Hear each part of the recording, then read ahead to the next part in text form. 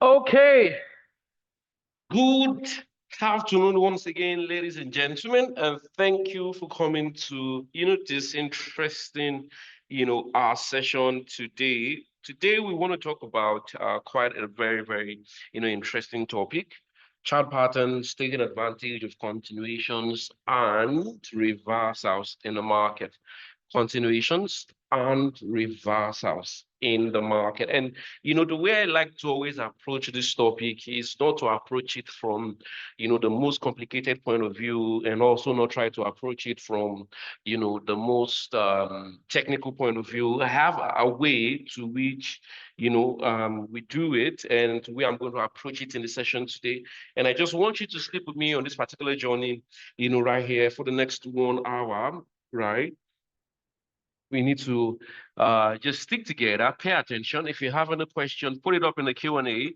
After I'm done with the class today, I'm going to look out for all the Q&A questions and look to answer them in the session ahead. All right. But before we get started, let me see, just send hello, send hi in, the Q&A. Let me know those who can hear me, who can see my screen. Yes. Oh, sorry about that, Udo. I'm sorry. I was trying to sort out some things. Just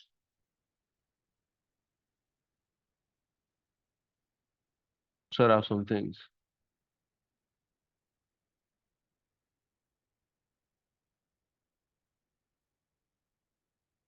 Just send hi, send hello. Let me know that you can, see my screen and we can.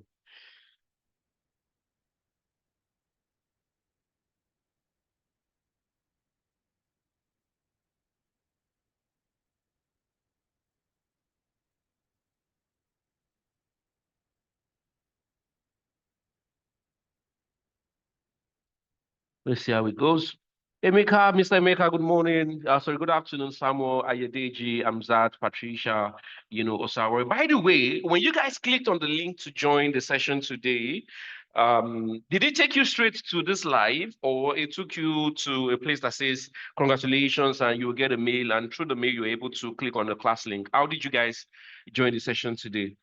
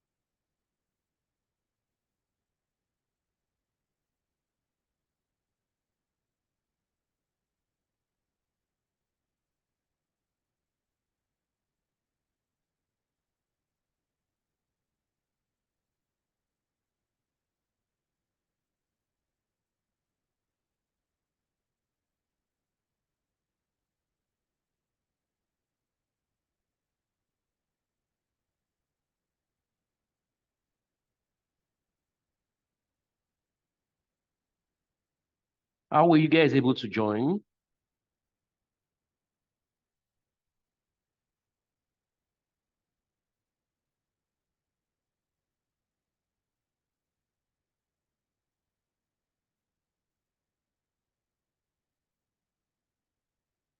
Let me see. Okay, I joined through the link sent via mail. Okay. The one sent through the mail. So this one was just registration link. You have to wait, on the link to your mail. Okay, I get it. Because I mean the attendees, um, the number that we have right now is not as much as what we used to get for webinars like this, but it's fine. It's fine. We're just gonna keep going and hopefully get more people to join us.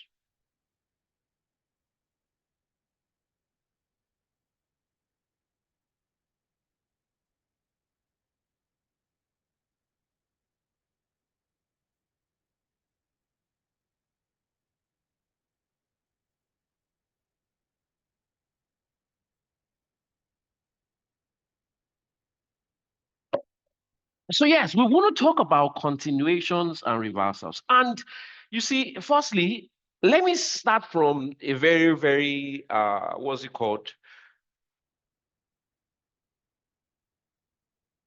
small note. Just, I'm looking for the right English to qualify what I'm about to say, but I want to start from a very small place. I don't want to complicate what you're about to learn today. And I'm sorry if I don't sound as technical as you want me to sound. I'm going to be technical as much as I can, but I really don't like to see this topic from the over technical point of view. Because think about it, the topic says continuations and reversals, right? And what exactly is a continuation? What exactly is a reversal? Now, it means if we stay here, we put continuations here, continuation, and we'll put reversal here. Both of them requires that there's already a move, right? So in the first place, before you talk about a continuation, you had a preceding move, which means there's already an established move in a particular direction before you think, oh, are we going to see continuation? And even if you're going to have a reversal of any move, there must also be a preceding move. Which means before you start talking reversals or continuations, the first thing we must talk about is what is, firstly, that preceding move?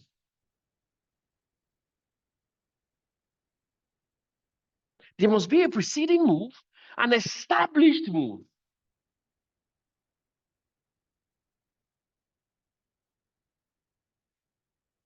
This is established move. There must be an established move, which means price must have gone in a particular direction, right? You know, so the established move for continuation could be maybe you saw price, push the top, and then you're talking about, oh, this particular move right here that I've just seen, is it likely to continue? Like, is it likely to see the market continue to establish, that particular move in the same direction? So are you looking out for, how the market continues either through a retracement or for continuation, a break, a retest, continuation, again break, retest or something. But at least the market is moving, in line with that particular established direction. And reversal is talking about the fact that the market went up, albeit how small or big. Reversal does not have to be too big. It does not mean that market went from heaven to earth or from earth back to heaven. It could be a small move and you're like, okay, market might potentially be looking to reverse this. So yes, for me, I always want to start the topic of reversal or continuations from the established move. Before you start worrying about, what kind of pattern would I use to see or to know when the market is going to reverse? What candlestick should I see, to determine if a market is going to reverse or not? I mean, the best place to start from is to worry about the established move itself. What is the contributing factor of this move? Is it long term? Is it short term?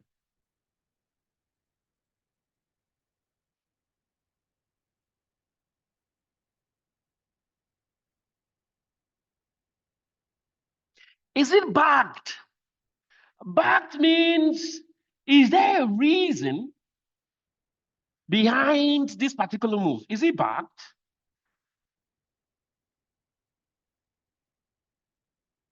Or possibly impulsive?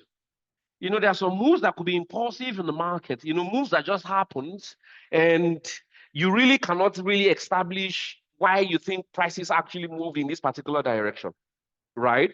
You really cannot say, oh, this for this reason, markets moved in this direction. There's some moves like that. So is it backed or is it impulsive? Three,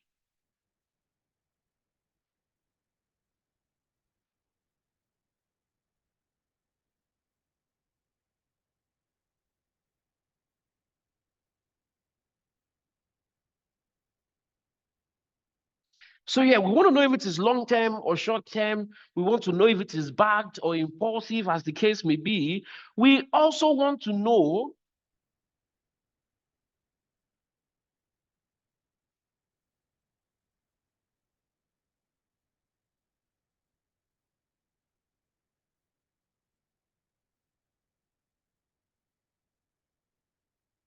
if it is a priced move or potentially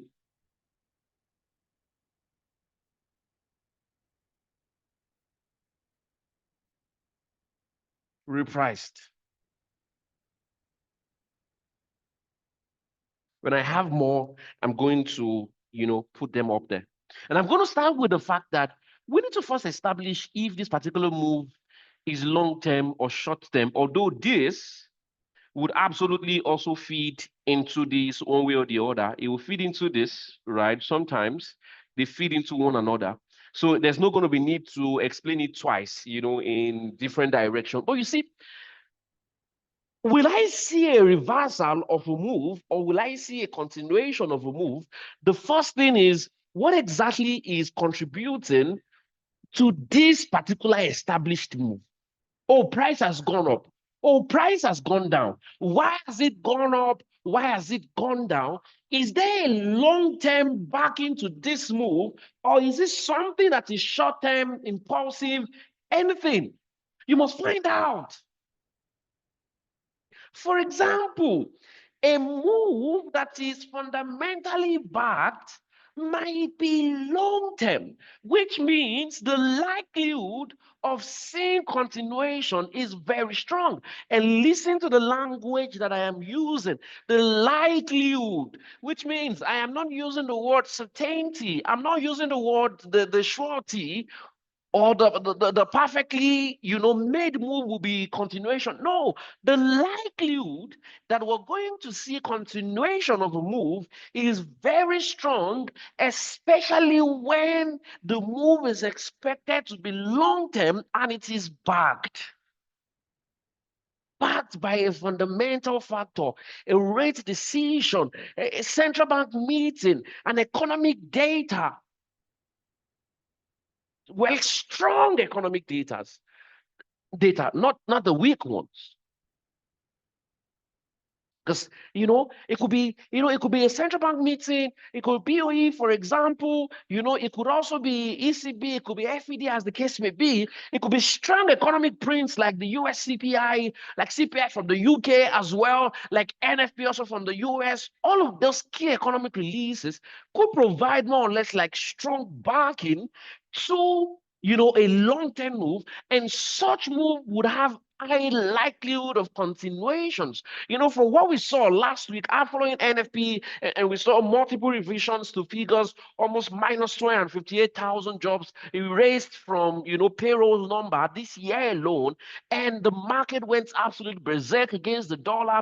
And we saw continuation even into the week. And in fact, we don't expect it to stop until the next few weeks as well, until something else comes to change that momentum. Even with pounds closer to us yesterday, we saw like an hawkish cut for, the pound's point of view. And we understand that that also means that in the nearest future, the pathway for the pound is kind of long-term, fundamentally backed upsides. It means any move we see for the pounds now is naturally subjected to continuation. Why? Long-term move, fundamentally backing, or fundamental backing, as the case may be, or fundamentally backed. But some moves could be short. Sentiment move could be short, and there could be due reversals.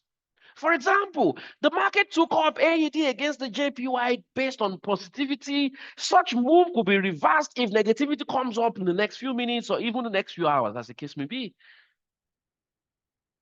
Because fundamental moves are short term. Sorry, sentimental moves are short term, except that the market could actually have a particular direction over a week. Yes, it's possible. For example, this week we've seen positivity almost all through the week. Yes, that's possible that the market maintains the same theme. But sometimes the market does not maintain the same thing. Sometimes the market is positive today, negative tomorrow. It's possible that such moves could experience reversals. Impulsive moves. For example, you're just on your own, and out of nowhere, you see a big move to the top. Or maybe it is even driven by headline. A very interesting example will be recently when we saw a tweet from President Trump. So not a tweet per se, or we saw a very, very interesting headline from CBS saying that President Trump actually asked the GOP convention if he could sack Powell. For those of you who remembered, we saw a massive, impulsive move to the top for gold. Market went crazy. That's an impulsive move because it is driven by an headline, at the time. And then boom, the market jumps to the top. And eventually, not long after, we saw another information acting as a counter agent against that particular headline, saying that, oh, President Trump says, oh, he does not have any plan to fire him. He was just asking. And you see, let me tell you something. After President Trump tweets saying, listen, I'm not planning to fire this guy, right? The next two candles on gold were struggling candles. The market did not drop gold immediately. I think on 30 minutes time, which means for like next 1 hour, it was struggling. But you see, if you knew the concept of reversal, you wouldn't care about that. You will know that you're supposed to sell back. Why? Because a move that is not justified, or a move justified but now counteracted by another set of information, must be repriced. That's where the word repricing comes in. Repricing means a situation where the market gives you a particular move. We bought you because we saw a particular headline saying that you are asking about firing this man. And your next tweet comes and says, I have no plans to fire him. We will take back what we've given to you. God gave everything back. Everything. He didn't leave a dime out. That's what repricing is. And repricing, impulsive moves will naturally give birth to reversals most of the time. So before we start thinking, oh, so how do we know when there's going to be a reversal, or how do we know when there's going to be continuation? Listen, you can't start those discussions with the chart majorly. Well, at least my own school of thought, well, because I need to also clarify that there are multiple school of thoughts, when it comes to analysts all around. Nobody should be invalidated, right? You could meet up someone else who says reversals are strictly based on chart. I mean, that's his opinion. This is my own opinion, and this is my own school of thought, right? If you like my school of thought, it's fine. If you don't, it is also fine. But my own school of thought is not to think continuations and reversals strictly from the chart's point of view. I'm not saying we don't consider it, but it is not strictly from the chart's point of view, in my own opinion. It is from the market's point of view, the established move and what is feeding it. The established mood and what is feeding it.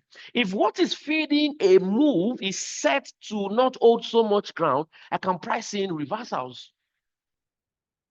If a news comes out and I even did not trade that particular news, and I get a counter news to that same information, I will trade the opposite because I expect a reversal.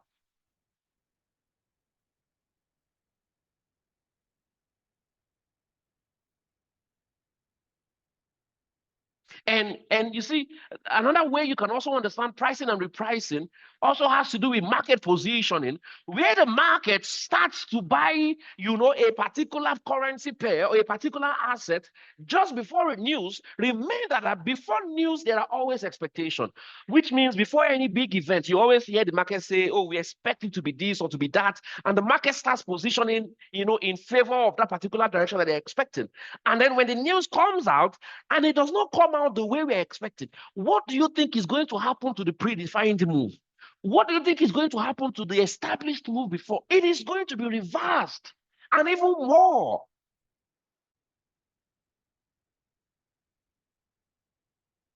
So naturally, I expect that I think continuations. When I say, moves that have backing, the backing could be short term, it could be long term, but backed moves, majorly long term moves. And if I see a move that is being priced in, there should be continuation. Priced in means when it is still fresh.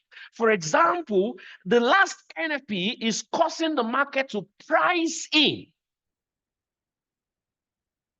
rate cuts for the Federal Reserve starting from the month of September.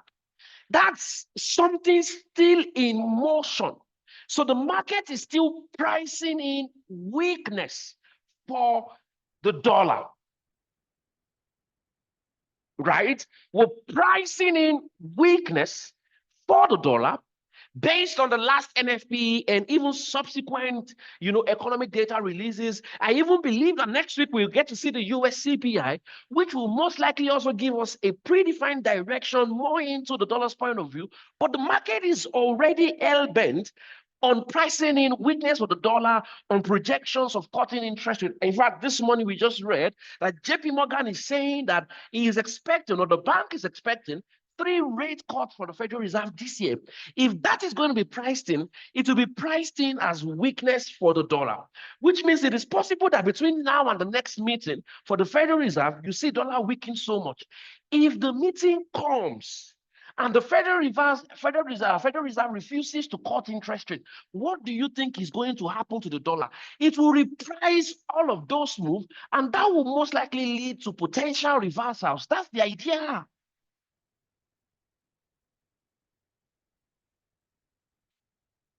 Short-term moves have likelihood of being reversed.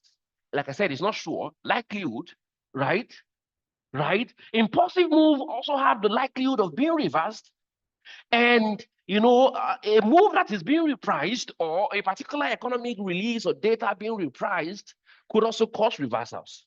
Now that we've gotten that out of the way, now reversals don't come from heaven, because a lot of people always have questions like saying, how do you know that a reversal is coming? It's not something that you bring from, maybe we're not giving birth to, with the ability to see reversal coming. I can't sit now and say reversal is coming soon. Watch out for it. No, no, no, no, no. I must back it by a factor. I must back it by something. I must back it by saying, no, we went this way because of this particular reason. Because that reason is now invalidated, we're going back down.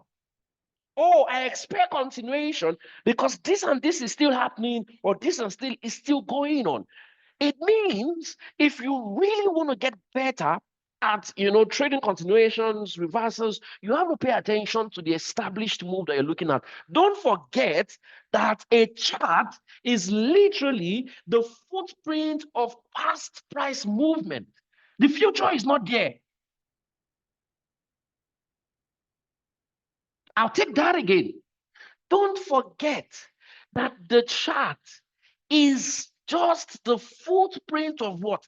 Past price movement. The future is not on the chart yet. You're making a decision about the future. It's not there yet. Which means there's no way you're asking me to see future of reversals for you simply just based on the chart. I mean, I could, but it's not going to be as efficient as knowing why that established move, that past move, what influenced it? What influenced this past move? Has it changed? Has anything happened to it?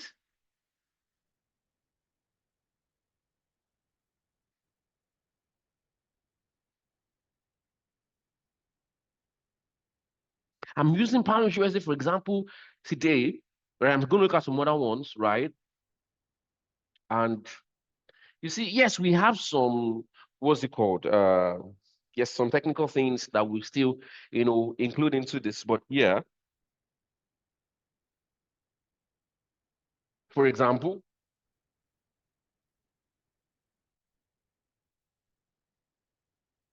there's some candlesticks, some chart patterns, that people always look out for, and one of their personal favorites usually is the W pattern, right? Or the inverted W, which is the M pattern, as the case may be, is one a lot of traders usually like to see, in terms of trading, what's it called? Reversals in the market.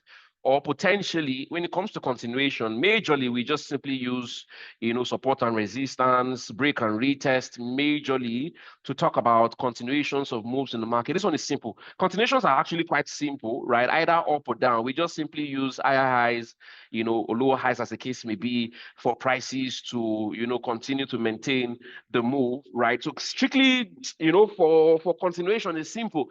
We use simple support and resistance, or we use, what's it called? Trend lines, right? Or we potentially also could use moving averages. By the way, next week, I'm also going to be live for moving averages as well. Yeah, I have a webinar for moving averages next week. Crossovers, trading crossovers using moving average as well. It's going to be live as well on Zoom the same way. So yes, for continuations, it's actually simple. Continuations is majorly just retracements and, continuations. For reversals, right, majorly people like to pay attention to some chart patterns. The W pattern is one, majorly that people always try to look out for. That if market comes this low, from here to here, and we're able to spot this, right here, and prices just do something like this, we can expect that the market is looking to reverse this entire move, from down, or even if it's up. M can also give us something like that, potentially. So all of those, but I'm going to look at that. If I see anyone interesting, I look at that. But firstly, let us start from a very good note first, right? So you pick up the asset and you're like, for example, let me isolate my screen. I want to isolate this. Just wait. I want to isolate this.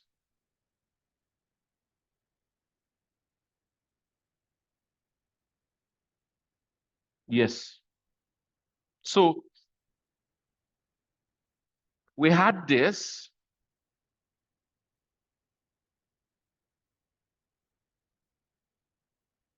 Right here. And this was how many months? This was, how many days was this? This is about 24th, 23rd of July to about, what's it called? 1st of August, right? So we had 1, 2, 3, 4, 5, 6, almost 6, 7 days of movement lower. And this month, 1, 2, 3, 4, 5, we've also had like 5 days already of moves.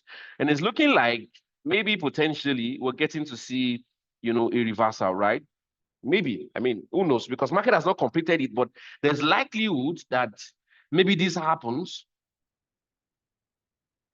right? And the market is looking to reverse this.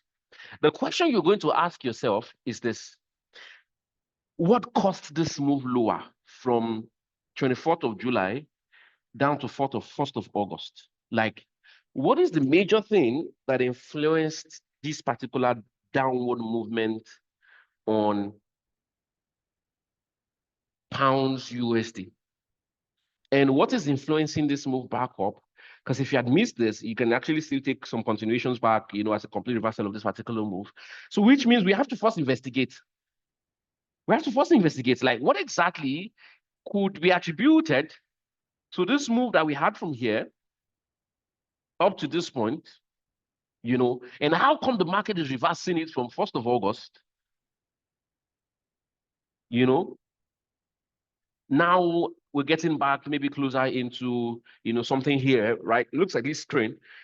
We can do some investigations. Let's do some investigations. Let's just do some investigations.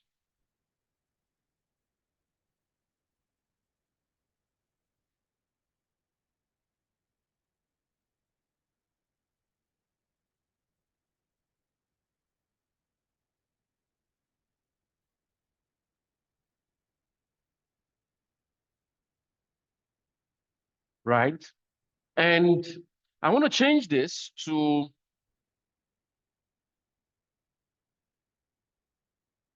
24th of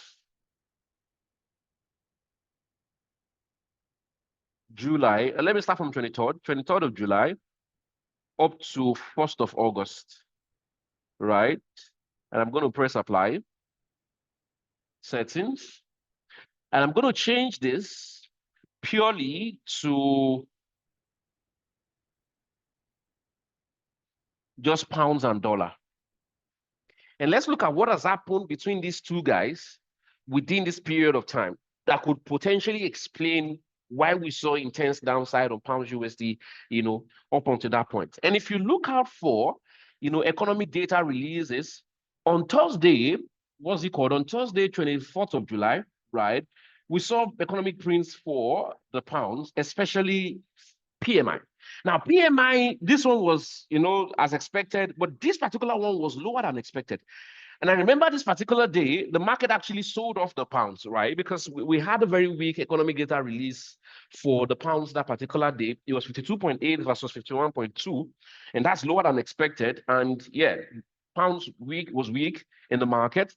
For what's it called, dollar on that particular day, we had one good economic data point, which was this one. Unemployment claims dropped from 227,000 to 217,000, which was good. But for PMI was more or less like, mixed one way or the other. Although this one was lower than expected, 52.7 to 49.5. This one was 55.2 versus 53.0. So one way or the other, PMI was mixed for dollar, but lower than expected for the pounds on the 24th, right? Let's go on. Further moves for the dollar showed that ADP was better than expected. ADP came out 104,000 versus 77,000 expected. We also saw that GDP grew from 2.5% to 3.0 positively for the dollar, right, on that particular note. And also on Thursday, 31st of July, we saw a very positive economic print for what's it called? The dollar, 0.9% versus 0.8% in terms of employment cost. And clearly, it explains why we saw this move on pounds USD. So it means this move lower was not a fluke. It was weakness for the pounds based on the fact that the UK's economy was showing signs of weakness. PMI was lower than expected. Public sentiment for the UK's government also was somehow. And at the time we started pricing in rate cut for the Bank of England, and prices just continued to trickle lower. And then 1st of July came. What happened on the 1st of July that shifted momentum back to the top on pounds USD? This happened. And I'm going back. I'm changing this now from 1st of July to today being Friday, 8th of July. And within that time period, NFP was bad for the dollar, right? NFP was bad for dollar, isn't it? One, NFP came out 73,000. Not only that, ISM manufacturing was also lower than expected. What's it called? NFP was repriced by almost, revised by almost 258,000 jobs. ISM services PMI lower than expected. Also look at unemployment claims today for dollar, higher than expected at 226,000. But for the pounds, we've seen something hawkish on the pounds in terms of voting system for the pound. So, which means between August 1st and August 8th or 7th, as the case may be, dollar has had only negative economic data, only negative. No, nothing good for dollar within that time period. Nothing positive for dollar. All negatives for the dollar. At least pounds has one positive thing. And clearly, that ushered the change in momentum. Hence why this is looking like we're going to see a reversal. It means this reversal was not sponsored particularly by looking out for one particular candlestick. It wasn't sponsored by looking at particularly for one pattern. Yes, patterns are good, but not necessarily the baseline for, what we're looking out for. It means now that there's a complete shift in momentum on both sides. This one, positive economic prints for dollar, negative prints for the pounds. We saw downside. On this side now, what you're looking at is positive prints for, not positive print, but positive economic data or positive events in form of the BOE for the pounds, and an array of negative prints for the dollar. So clearly, the market has every reason to look for a complete reversal of this move, which means all things equal, I expect that pounds USD looks for this move. At least get back up there, take back everything you gave to the market from July 24th to August 1, and then we now rethink where we are now and say, so where are we now on pounds and dollar? That's the idea. That's the idea. Now there is even continuation inside reversal because the move itself looks like a reversal trade, right? But listen to this. That's a bigger picture reversal. Now there is continuation inside the reversal. In what sense? Because fortunately for you, the market has not completed the move. There is still space for upside, right? There's this move right here, and this move right here, excuse me.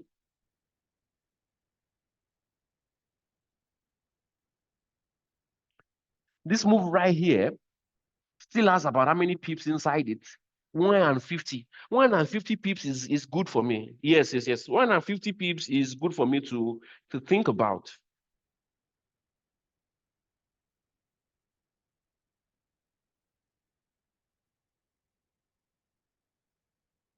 But the question is, so where do I get in on continuations on something like this? And that's where your knowledge of entering into trade will come in, because now you're seeing continuation of a trade inside a reversal trade, as the case may be, right? So now you're thinking, so the market is here right now, right? And potentially there's room for market to still get, as high as where that is. I mean, like I mentioned before, continuations are majorly things like this. You're looking for retracements and getting in on, upside or something like that. So it means on something like this as well, that's also the case, right? We saw this, right? We saw this market did not go on a straight line. We saw market trying, to move up and down, quite interesting moves, right there, just keeps going up, down. So which means there's actually opportunity for us to look out for one or two on this particular one right here. So it means we could be looking at this and saying the market is possibly looking for a complete reversal of this move, which means there's still opportunity for upside from where maybe somewhere here there's a level of support that the market could look to, come back to maybe somewhere around this point, upside, or possibly allow market break, get a retest and get back in on upside. When market gets here, you're like, okay, complete reversal of this move, right? Complete reversal of this move. Now, if you pick up another one, say any asset as a case, any asset you pick, any asset you pick, for example, just give me one. Give me one. Just someone put up a currency pair or any asset you want me to check on the chart. Just one. Just put up something. Let me see the first one. And we investigate it together. We just investigate the chart and explain some things. Just one. I'll just literally pick the first one that I can see. Gold does not have information, right? You have to dig into your memory for gold. You cannot go and pick out I need a currency pair. Gold, I'll have to use my memory for you, and my memory will not serve you when I close this meeting. Do you get my point? For example, you can go back to Forex Factory or go to Investing Live right now for you to talk about what has happened. If I go to gold, for example, I will use my memory. And after I've used up my memory for you, what's left? How do you create your own memory? Because, for example, I can explain it. But that's my own memory, of what's happening. Right? That's my own memory. For example, this move, strictly memory, I put it to you, strictly memory, this came at a point where the market was having intense sell-off.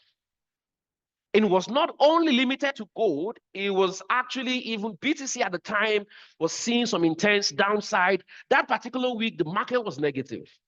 Yes, that particular week, the market was negative. We saw some intense risk-off movement. Dollar also was so strong. At the time, we saw a momentous shift, for the dollar, where every single mention of tariff also potentially, right, puts gold in a very tough spot and dollar in a very great spot. Because if you look at this move before this particular downside here, it was intense upside that we're looking to continue. In fact, at the time, every retracement was met with, opportunities to buy. Don't forget, in fact, on the Telegram channel, you can go and trace it. At the time, we held on to this bullish bias for as long as we can, right? Remember that we kept saying upside, upside. We had reasons to think about upside, on gold up until this. So every movement in terms of retracement, we kept looking for upside. But it kept getting breached, the market going, again going, and then eventually kept going. And all of this move did not really have any strong backing, except the fact that the market had risk of massive sell-off. That was not only limited to the gold market. If you want, you can go and check the Telegram channel, because I can tell you, like I said, it is my memory that will serve you on gold. It's not, I cannot trace it to anything for you, right? Let me just show you the beginning of that particular move right here on gold. I'm 100% sure we have it because I posted it. Right. Just give me a second. If I search gold, it will give me too much. So let me just go back and pick out that particular move right there. Yes. Oh God, I found it. I found it. I found it. You can see. You can see. It is memory that is serving me here. I really cannot go to Forex Factory now and put gold. It won't find anything for you right there because it does not have it. Look at this. Look at this. It says the yellow metal is down for the 12 consecutive days, and yet we can't find the bearish catalyst for this move. Remember, I just told you, it is my memory that is serving me here. I can see when it comes to gold, I can say it from my head, but it won't serve you. So I need an example of we can go and trace it, and you can trace it yourself. We really did not have it because we kept looking for upsides. Like the structure of the chart before the downside, look at this structure. Before the downside started, we wanted to see some upside. It was clear that this level here, retracement bucket would give us upside. But out of nowhere, we saw the market breach that. The market said, nope, I'm going down. And eventually that continued this much movement. At the time, we still said, maybe we can look out for upside here. The market said, nope, I'm going down. I'm going down. And eventually, that particular structure continued up until this moment here. Here. And guess what saved gold here at this point? This move here back to the top was not fundamentally backed, neither was it backed by sentiment or anything. It was simply retracement. It was simply retracement of a move, right, of this range of here. Market shutting down almost 600 pips. The next day we had retracement back into another key level of resistance. Under normal circumstances, the trajectory for gold at the time, in continuation of the bearish movement that we've seen, even though without any proper catalyst, just pure sell-off across the market, was for prices to continue to go down, at least get back a reversal of this move. Which means at the time, the mindset was that market was going to achieve a move back into, what's it called? 3245 or thereabout. That was my expectation at the time. But do you know what changed this? And why we are seeing upside on gold now? This came because of one thing and one thing alone: NFP. The miss in NFP was the only thing that saved gold from the continuation and downside, that we've seen. It was just NFP. NFP came, it was lower than expected. Not only was it lower than expected, so many controversies came. President Trump said the what's it called? The man in charge of the labor statistic, is a Biden person, and he has been manipulating data print to make Biden look good. Eventually, he's sacked now. We saw NFP repriced by almost 258,000 jobs. And eventually, that shift in momentum for the dollar also shifted into, a bullish nature for, what's it called? For gold. And now more upside was confirmed as we saw that the fact that the market, eventually said, looks like the Federal Reserve is going to have to cut interest rates.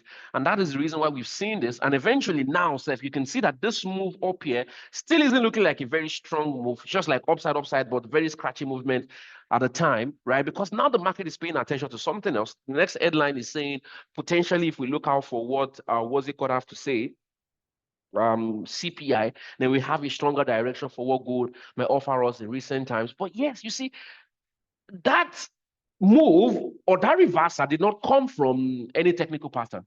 It came because of data, right? It was because of a very strong reaction to NFP, at the time, right? So for gold, it's not going to be a perfect example for me because I have to use my memory to serve you this, right? So if you don't have the same, set of information that I have at the back of my head, it becomes a problem.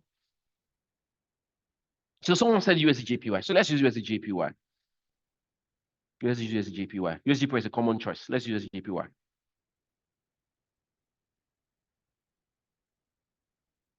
We can investigate USD Yeah, we could. In fact, not only can we investigate USD we can investigate it by quite a lot. And the reason is because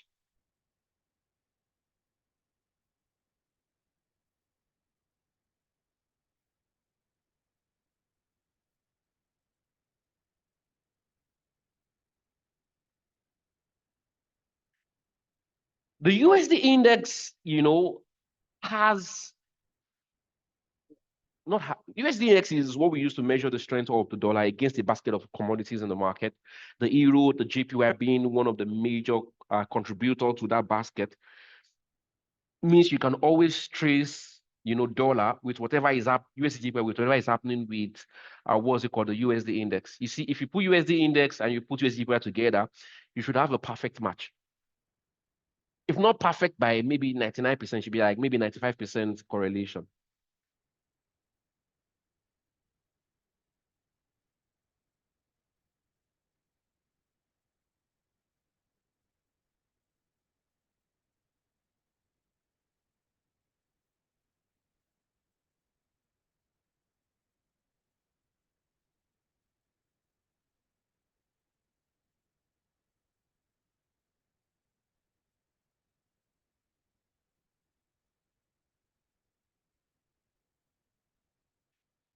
Let me just show you. This is USD index. So I'm going to put some lines. Sorry, this is USD JPY. I'll put some lines from here. I'll explain everything to you. I'll put a line here as well. I'll put a line here. Yes. So we're going to do is this. We're going to have also this up here. Oh, no, this one will not follow me. But the other one will follow me, Sha. This one will not follow me. Let me use, what's it called? This arrow. Small arrow here, up here, down, and then a range, right? So now let's change screen. Oh, no. This will not work too, because the moment I do this here, it will shift this out. Let me just pull up the USD index and look at it. Picture perfect. Picture perfect. See? See? It's not the same thing we just drew. See? And then range. Picture perfect. It means as long as we can explain what is going on with the dollar and the USD index, because literally the dollar side of things is what explains what's going on with the USD index, right? You can clearly explain what is going on with USD JPY. And then you can always use that to know if there's going to be any changes in momentum, or as the case may be, on this particular asset. Say, for example, you're looking out for what has happened to dollar within this time period, right? We saw really interesting upside here from the beginning of July up till, you know, what's it called? July 15th or thereabout. And from July 15th to almost July 20 something, we saw downside. And eventually we just saw this massive push to the top, on this particular note. And let me explain this move to you. Some of this move started from, number one, NFP that came out in July. July's NFP was so solid, it was higher than expected. It was 147,000. I remember it was 147K. July's NFP was so solid. We saw big moves for, the dollar. Dollar regained strength because the dollar had been weakening for so long. It regained strength. In case you're wondering where I got that from, let me just show you quickly. NFP from July 1st or thereabout, when this particular momentum shifted, because this downside couldn't have become this, right? Except something happened, right? Because this is a downside that, that started for a long time. See this downside. So there's no way this downside just suddenly corrected itself without any, factor. There was a factor that ushered in this downside. Let's run confirmation.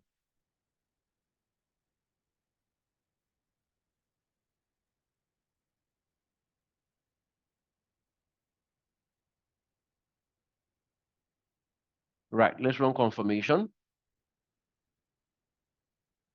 We're just going to change this to only dollar. Just let's see dollar alone. Right, apply filter and change this to July 1, and yeah, let's stop it at July 7th. No, let's look at the entire July 7th. Apply setting. And look at NFP from July.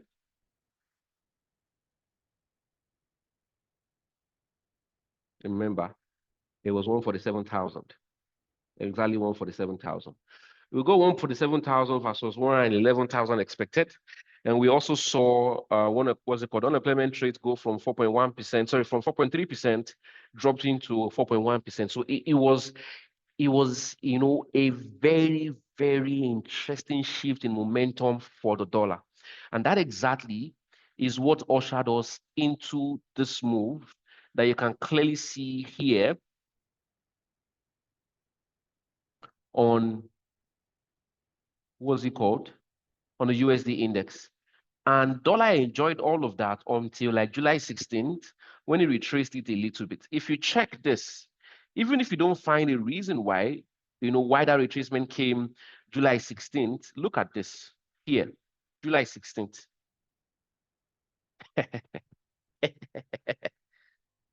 July 16th. What we saw was a move born out of economic data prints from CPI. CPI was said to be, lower than, higher than expected, as the case may be. We saw 2.4% here. We got 2.7% at this particular point on that particular note. And the market just continued to pull down this guy up until 25th of July, right? Because at the time the market is saying the Federal Reserve is too stubborn, looking to hold interest rates. Also at the time we had some issues with President Trump. Also remember that at the time we started seeing, talks of tariffs again, and the dollar was also losing elements of strength at the time, why yen was so weak also at that particular period, right? Also because at the time we also saw, remember, a stretched period of negativity in the market, sell-off. And yen is a currency that would always enjoy itself, with sell-offs in the market. Where did this come from? And how did we now suddenly change momentum back into this? So how come this happened? What could have contributed to this move from the 23rd of July up till, the beginning of August, right?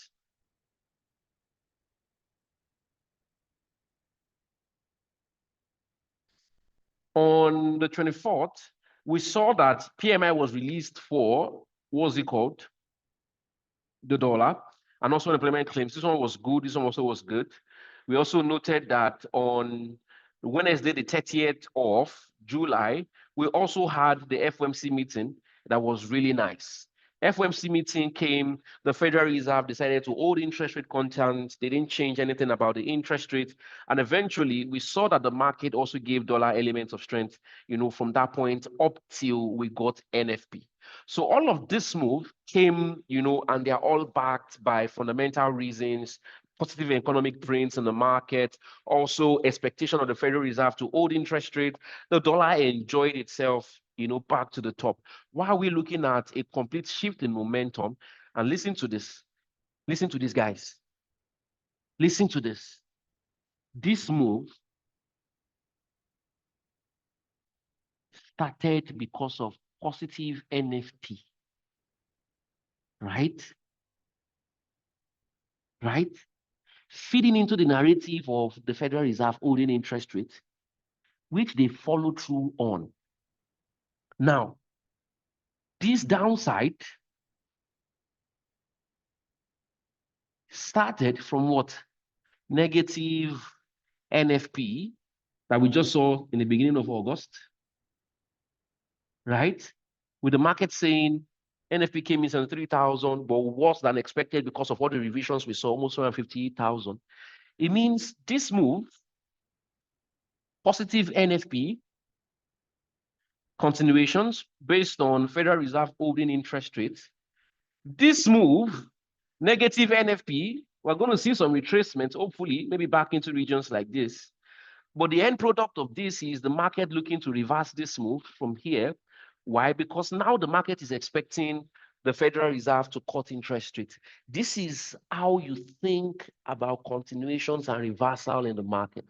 That this particular move came because of a period of good economic prints in the market, and good pricing of good pricing for the Federal Reserve.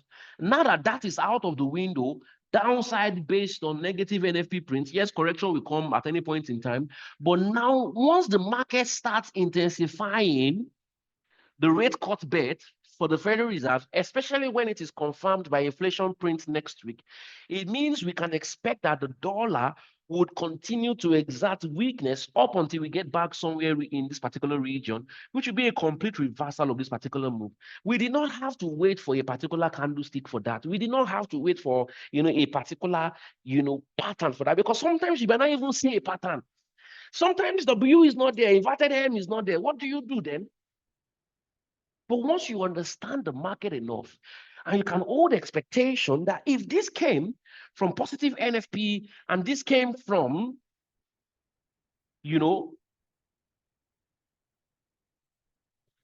Fed old pricing,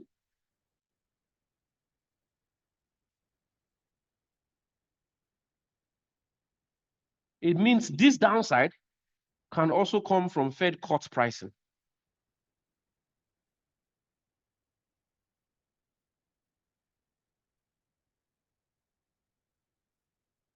You get the gist.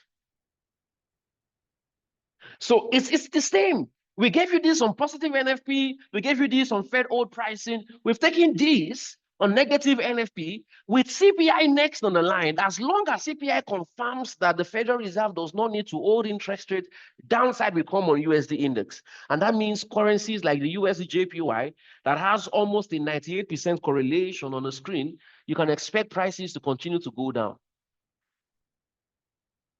You can expect, because the structure is exactly the same. This down here, back up, this here, and you're seeing this move as well. I mean, if you're expecting this on the USD index, it means you're also expecting this on, what's it called? On USD JPY.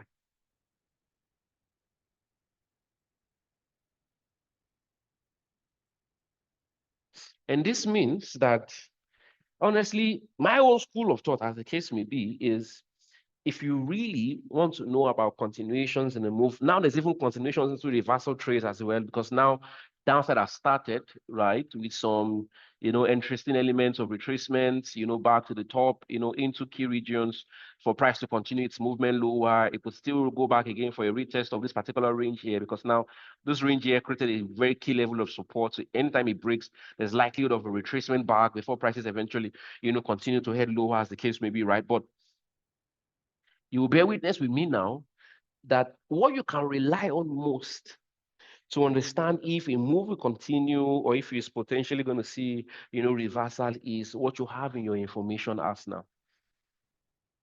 What do you have in your information arsenal? What do you have? It means trading cannot be passive to you again. Please, it's not because it's my job as a market analyst. The reason why I can still remember markets of months ago or what happened months ago, or even give you figures of months ago, is because for me, trading is a lifestyle now. So I feel like it's mine. So I must treat it like that. You cannot forget what happened yesterday, just today. You don't know what happened yesterday or what caused the market to go up or what caused the market to go down. Your own is just live every day like it's a new day. Every day is not a new day in the Forex market. Every day is a continuation of the past days.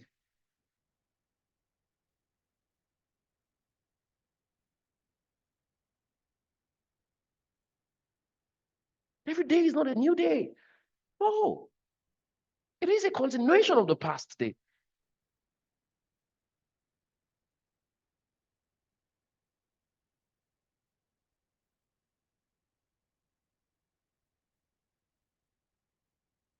What do you have in your information arsenal?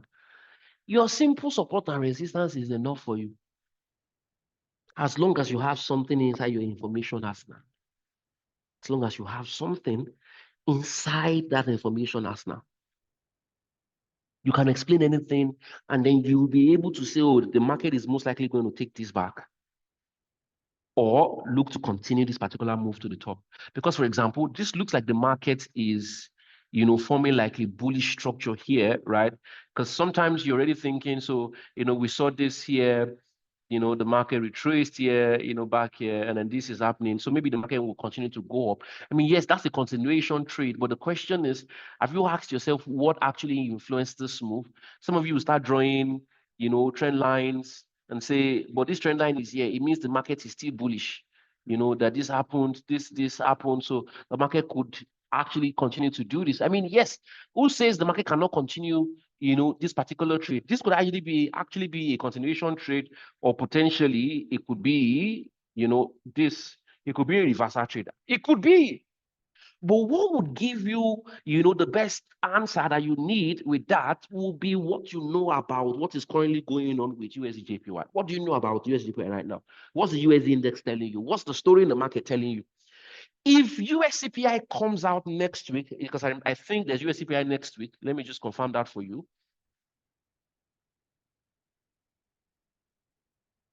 Let me confirm that quickly.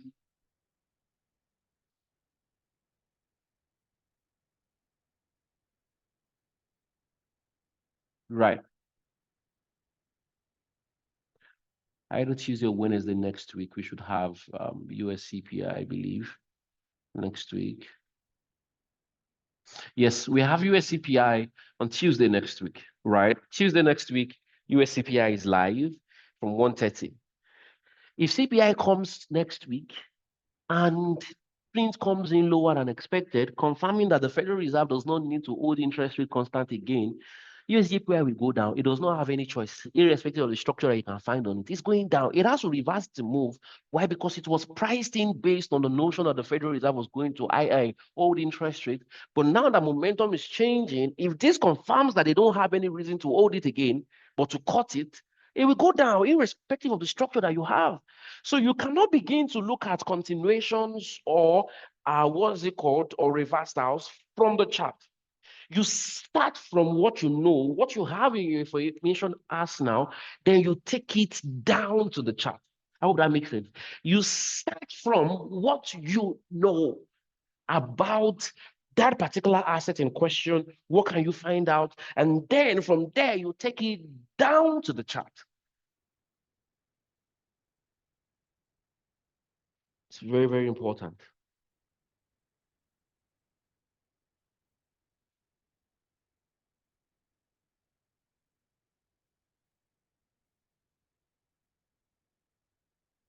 It is very, very important. All right. So this is what we have for you today, guys. We've come to the end of the session. Today's past one is 1:13, but we're going to be taking some questions. Please put up your questions in the Q&A. Please put up your question in the Q&A, and let's see when we close out the session today.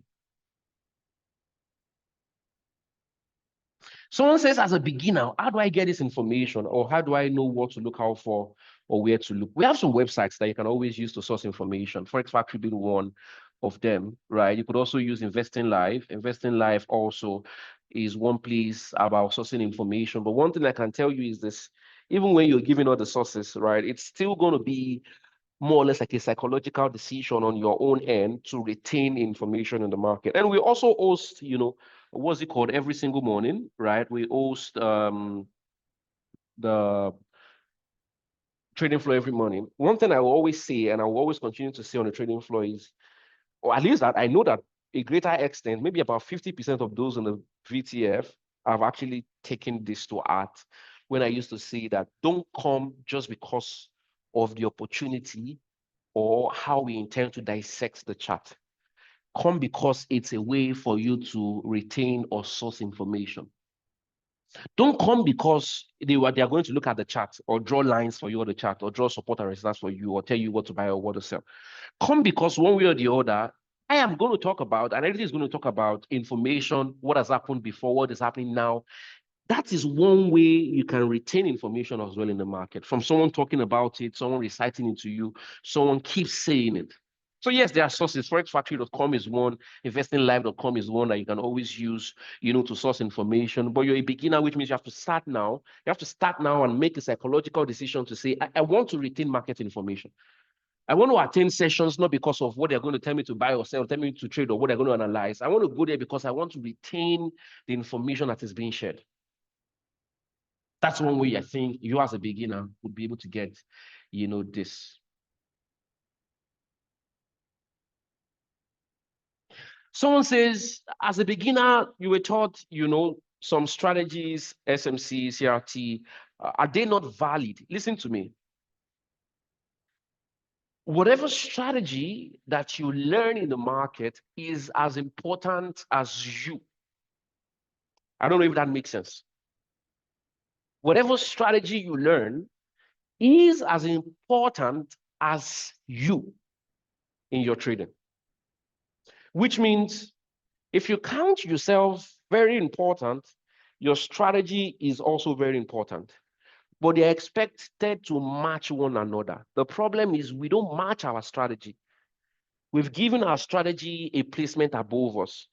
You've made your strategy, your Lord and Savior. You've made your strategy the main decider of what happens in the market. I hope you know that you have to match your strategy, which means what you know, what you see, what you consume is expected to match up your strategy. And what I'm trying to say here is you don't want to trade the strategy alone. You want to bend that strategy to you and to what you know about the market. Your MSMC absolutely works in trading, but one thing I want you to do is this. Instead of isolating the MSMC, why not use it in collaboration with what you know? Say, for example, now you know that, USD JPY probably could be confirmed for downside based on US CPI result next week, if it is lower than expected. So let's say next week is here, CPI comes in lower than expected, and you're like, okay, great. This means USD JPY can go down. You've made a U decision based on what you can see and what you can find, right? Now take that U decision to the SMC concept and say, now, SMC, if I'm supposed to buy, SMC, how do I enter into buy trades? Because that's one of the things that make up strategies. If I'm supposed to sell, how do I enter into the sell trade? So make a U decision and allow your strategy to dictate how to enter that U decision. I think it will be better. So they absolutely matter, blessed. They absolutely matter. Okay? They absolutely matter. Is it going to be available on YouTube? Yes, it's going to be available on YouTube.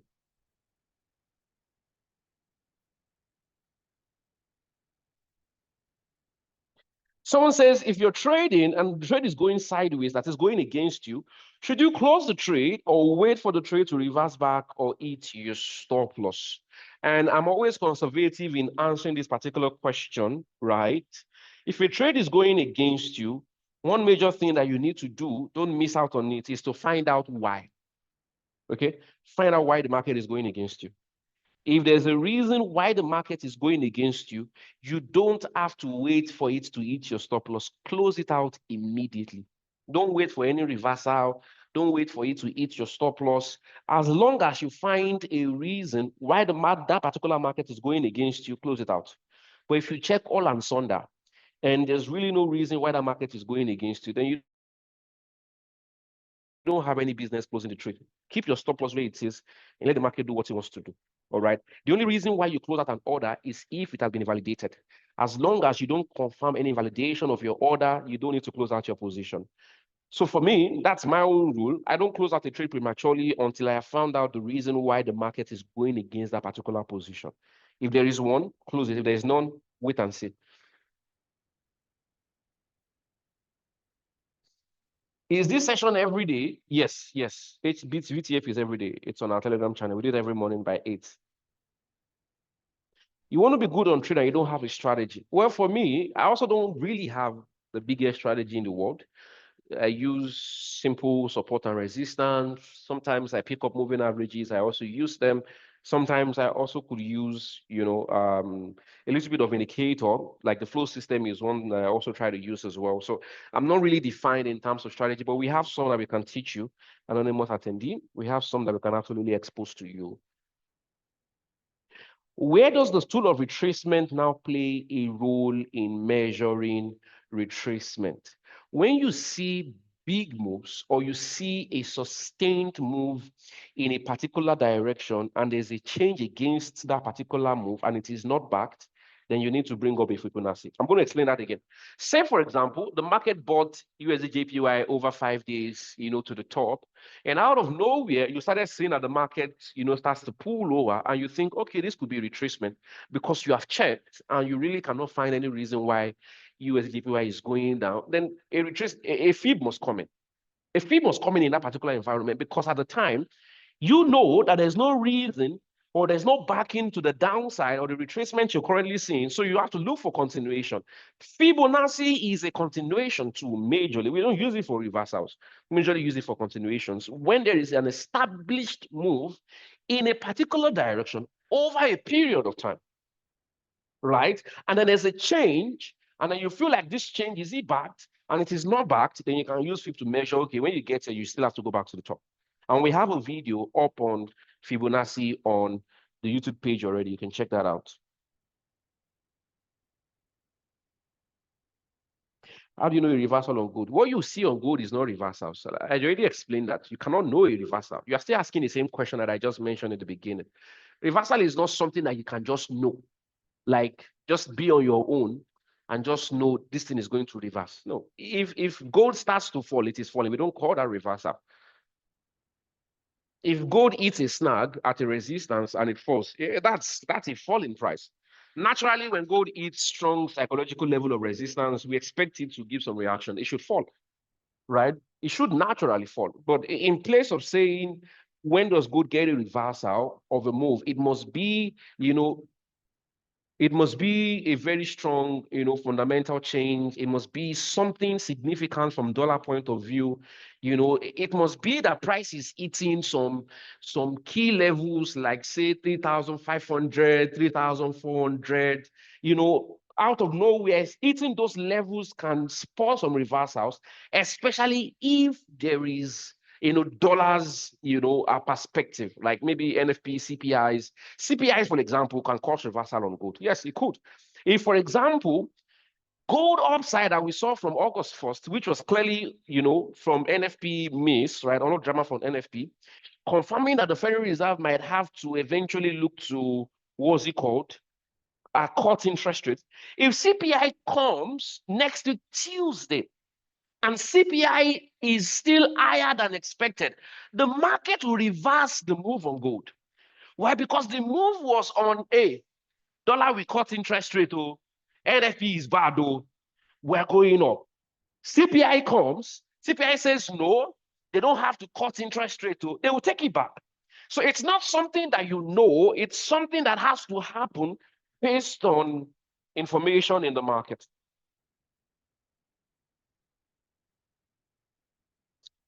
The session is recorded and it will be available on the Telegram channel.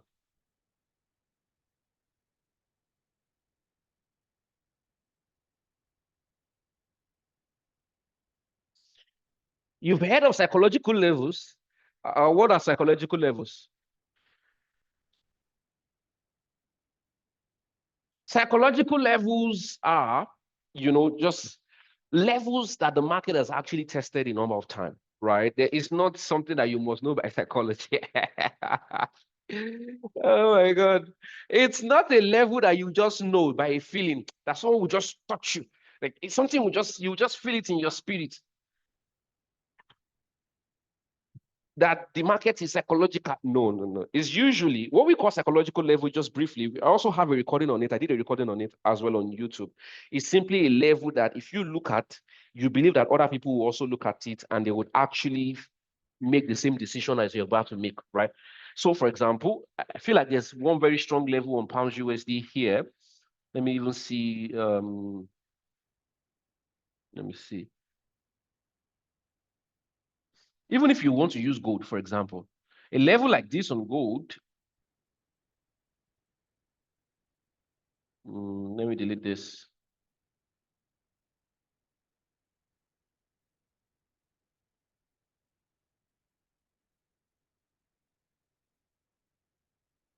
Yes. So for example, a level like this on gold, this particular one here, can be called a psychological level. Not this one, not this one. I'm looking for something higher. Yes, this one. This one. Almost 3,000. In fact, it's still not this one. This one here. Although this one too is strong, but this one, I'm looking for this one. Why is this psychological? Why? Because it is the highest point for now on gold. Like the highest point, 3,500 is the highest point we have on gold. It's not been able to go beyond that point. So it's a reason why I can call it psychological level. Why? Because I'm not the only one who knows it's the highest point. You know, he knows, she knows, that person knows. So almost everybody knows that 3,500 is like a psychological level, being one of the peak points, in fact, the highest point we've had on gold. So that's one. It's not by maybe they will see it, maybe you see it. No, no, no, no. Or levels with crazy number of tests. Maybe you see some the market has tested it like multiple times. You know, you could say, oh, this particular level is psychological. And as long as you can defend the fact that if someone else sees it, they can make the same decision. I'm about to show you this one here on what's it called? Yes, for example, this level here on, you know, pounds USD can be said to be psychological. In what sense? We've seen test here, we've seen test here, we've seen test here. You know, we've seen multiple rejections over this particular level. It means that I'm saying that a lot of people will not be blind to this particular level, given the fact that it's been tested multiple times, right? Somewhere here could also be considered psychological, you know, somewhere around here. We saw, you know, massive rejections, 1, 2, 3, you know, tests. All of these peak points here are places you could call psychological levels, just because you feel like if people see it, they can make the same decision as the one you're about to make. It is not that maybe someone must tell you or you must feel it in your spirit, okay? The word psychological means a level where other people can also see and make the same decision you're about to make. Not hidden levels, clear ones. All right. Thank you.